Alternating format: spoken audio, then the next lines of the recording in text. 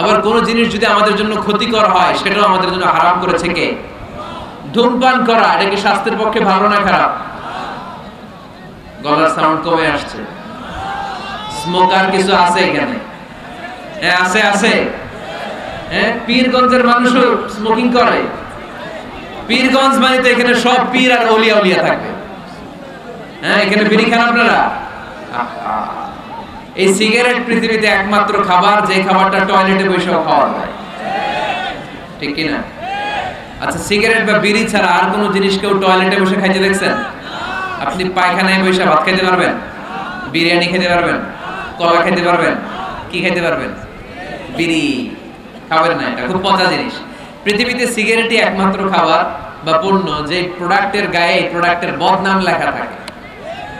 ধরেন একটা চানাচুর বের হইছে, নতুন চানাচুর কোম্পানি পীরগঞ্জে, এই চানাচুরের প্যাকেটের উপরে লেখা যারাই এই চানাচুর খাবে সাথে সাথে তাদের বমি হবে আর ডায়রিয়া হবে। কিনবেন? কি করবেন?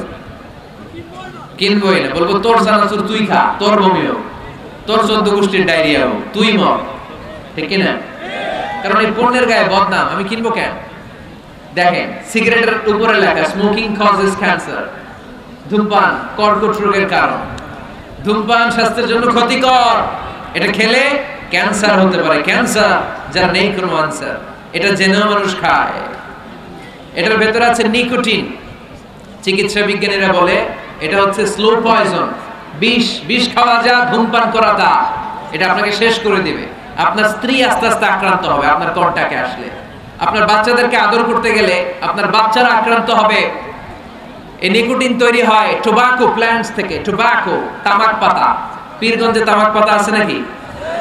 দেখবেন তামাক পাতার বাগানে কোনো বেড়া দেয়া লাগে না, বাঁশ দেয়া লাগে না, কারণ ছাগলের মুখ দেয় না।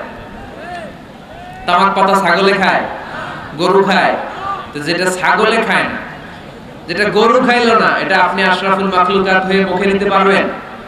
তাহলে সিগারেটের সাথে আমাদের কোনো সম্পর্ক। যুবক ভাইয়েরা, আজকে আমরা ওয়াদা করব কোনদিন পারতপক্ষে জীবন থাকা পর্যন্ত আমরা আর ধূমপান করব। ধূমপানকে আমরা বলে দিব নো। কি বলে দিব? সবাই একসাথে বলেন, ধূমপানকে আমরা কি বলবো? সবাই বলে নাই, খুব চালাক, খুব চালাক। আওয়াজ করে সবাই বলতে হবে, ধূমপানকে কি বলি আমরা? নো। ধূমপানের সাথে আমাদের কোনো সম্পর্ক। তাহলে এই ধূমপান করা এটা হালাল না হারাম? ইয়াবা খাওয়া, গাঁজা খাওয়া, ফেনসিডিল, এগুলো সব হারাম করেছে কে?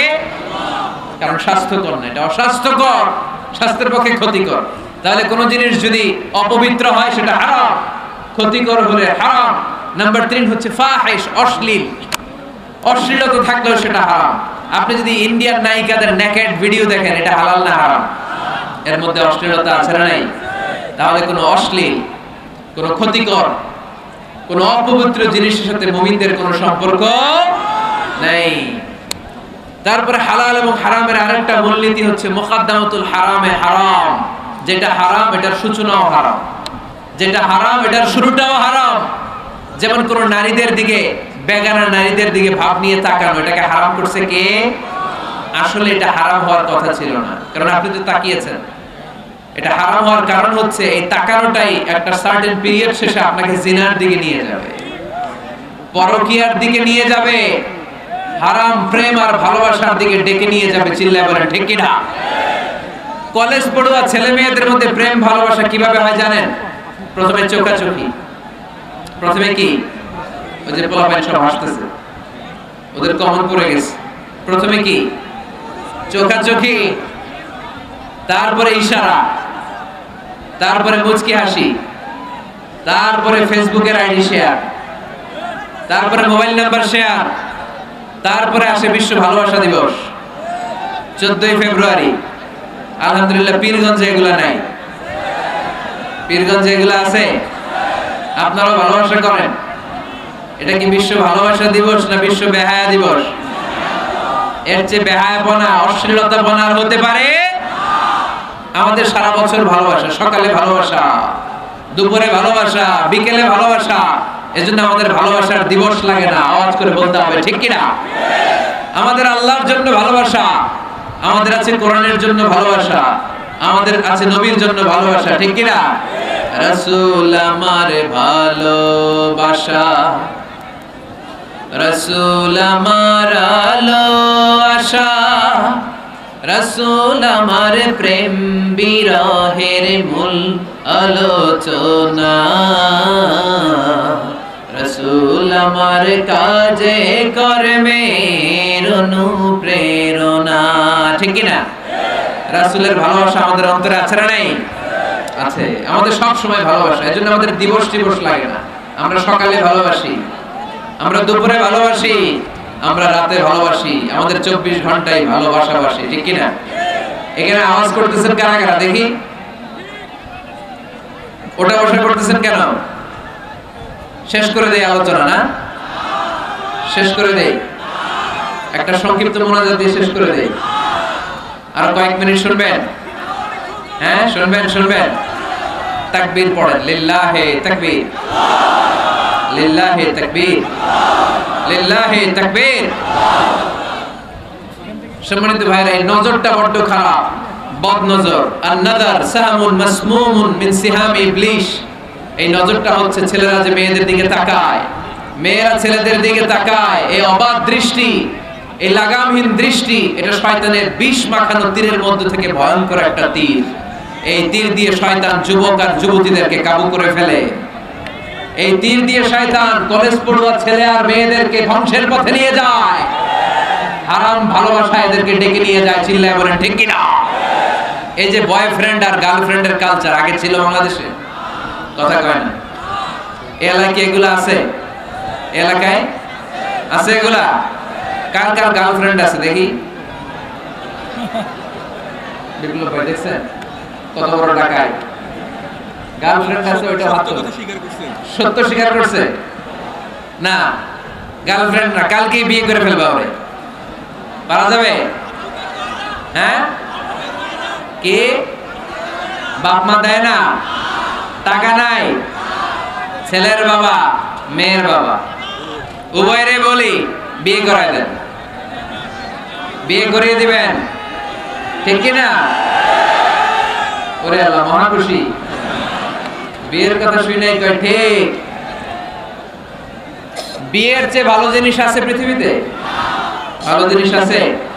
এটা জান্নাতি সম্পর্ক। এজন্য ছেলের বাবা মেয়ের বাবা বিয়েটারে সহজ করে দেন।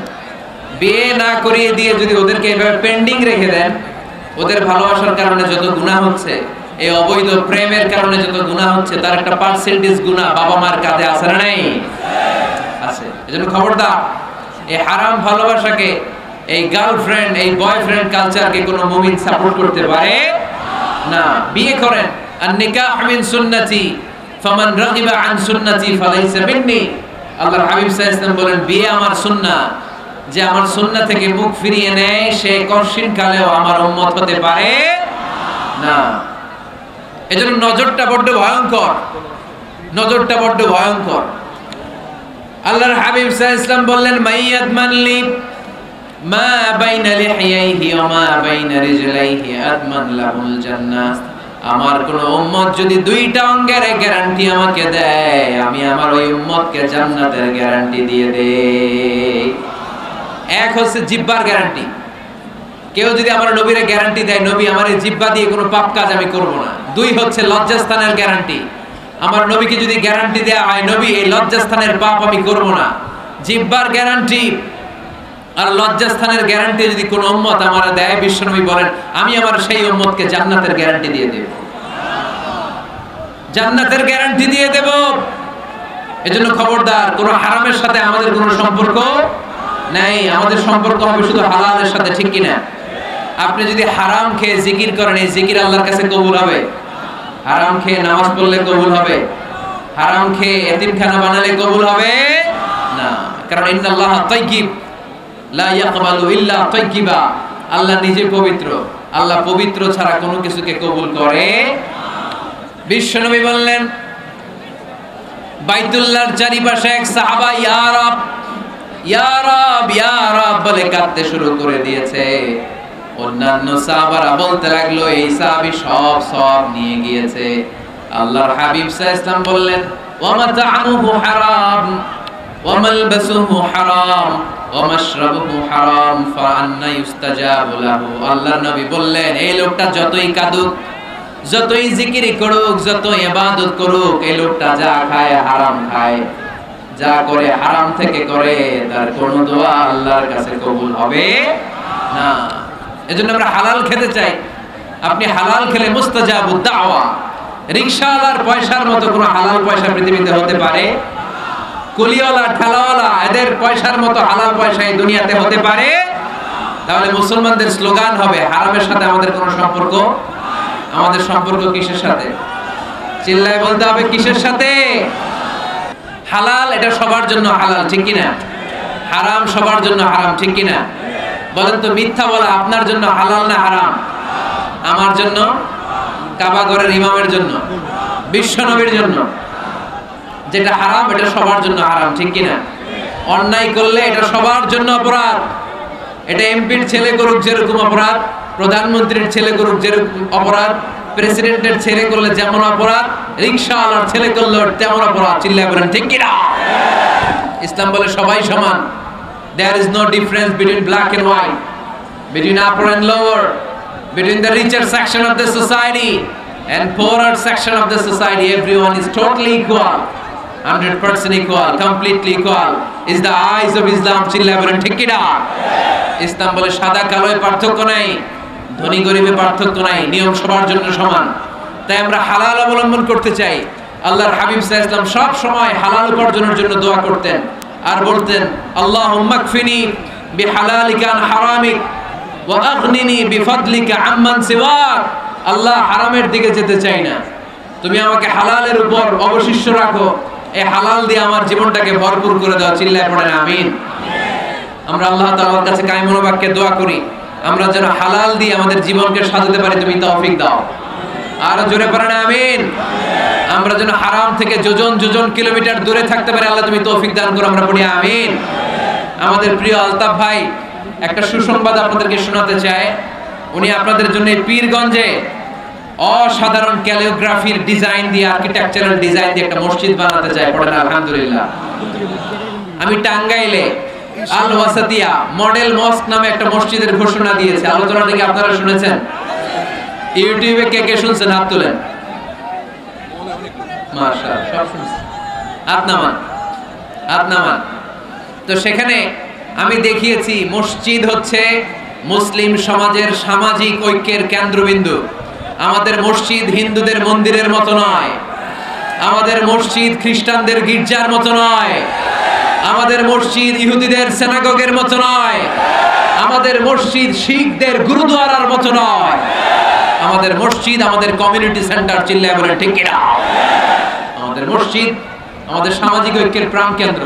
এই মসজিদ থেকে বিশ্বনবী যুদ্ধ পরিচালনা করেছেন, বেকার লোকদেরকে চাকরির ব্যবস্থা করেছেন, অসহায়কে ভাতা দিয়েছেন, বিচার কার্য পরিচালনা করেছেন।